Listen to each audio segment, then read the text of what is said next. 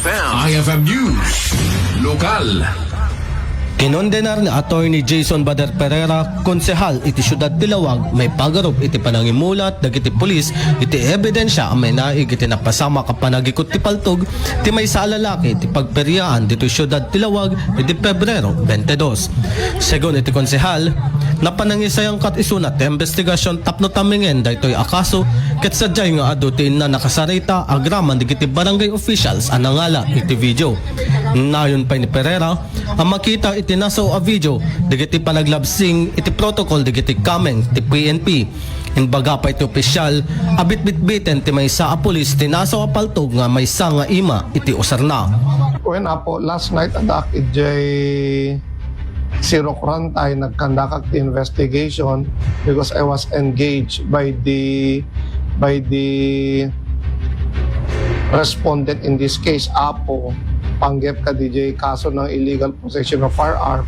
And there Apo, ado tinakasarsaritak including barangay official who took the video recording nga rumrumwar nga ado ti breach of PNP protocol. At ang makita tayo umuna, even pa naala da di waistline, assuming naala that waistline, proper di action ti kapulisan tayo nga bit-bit-bitin na tayo paltog nga idikdikit na ijabagi single hand. Kinord inagaw nan sa nagadod nagpipinaltog ijay. Will it not endanger the public? Ket Zero Krantay deta ijiperyahan nagadod tao. That is my first concern.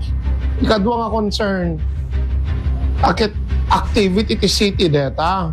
We need to ensure the protection not only of the PNP but by the visitors and workers in that area. So kasapulan nga adot ada kumalat na CCTV during in general lang at tinaalak na CCTV dirabi ijela entrance. So makita kinakad-ado nga pulis nga simmangpet, more than 10 nga pulis simmangpet, nagkukuyog na nga simrek ijay. Unfortunately, aming nga body worn camera, aming nga cellphone da nga makikita ka nakasagana nga pinag-video da. According to the PNP, tay dumawatak ti records and information from them no na-cover DJ pinangalad at paltog allegedly from the possession of the client. Nagkaroon ka no ti technical problem iso ti unada, so nagkataon lang nga technical problem. Under the law, duwa nga police dapat naka-body worn camera no ada police operation. Kayat kumeten Apo, adamit pundot ti syudad, we need to ensure the public from these unscrupulous activities. Kante amin body worn camera ti kapulisan tayo, double purpose, for the protection of the PNP and also for the protection of our people. At ibagada nga, ada paltog nga nakasibokel nga paltogken ka, di makita di body worn camera, hangka di Apo, anim, dyan da body worn camera, gaya makit, agrara na da amin nga, the technical problem, it will create more doubt, Apo.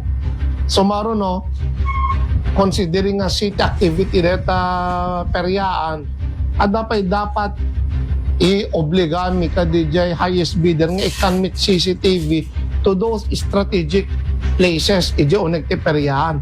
Take note, ije nga area DJ na ipabuya po around 25 to 30 meters distance na from the entrance of the peryahan. So just imagine no kung naalak na CCTV pa di dadumapay nga CCTV although entrance lang no kumapay at the jail likod, it will be of big help no kasano nga makita no adakad talaga nagimula or awan.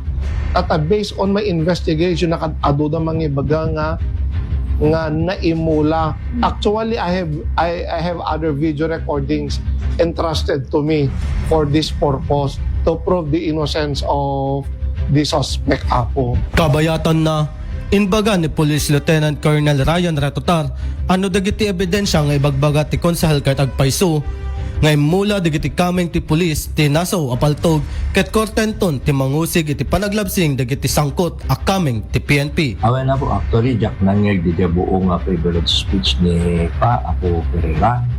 Ngam no di man ti bagbaga nga planting of evidence agad kortento ti mga usay de tano kay peso nga pa di ebidensya na halaga ito operatibo tayo. Actually ada body worn camera tayo at that time ang available to body worn camera kasi limited nga at ginagamit iyon ng ating mga patrollers. So bilang alternative na ginagamit ng ating mga operatiba, meron silang alternative recording device at doon natin makikita ang complete story at hindi po iyon cut. Dahito iti damag manipod syudad Tilawag. Para ti IFM News, Idol Rain Santos, Tatak, IFM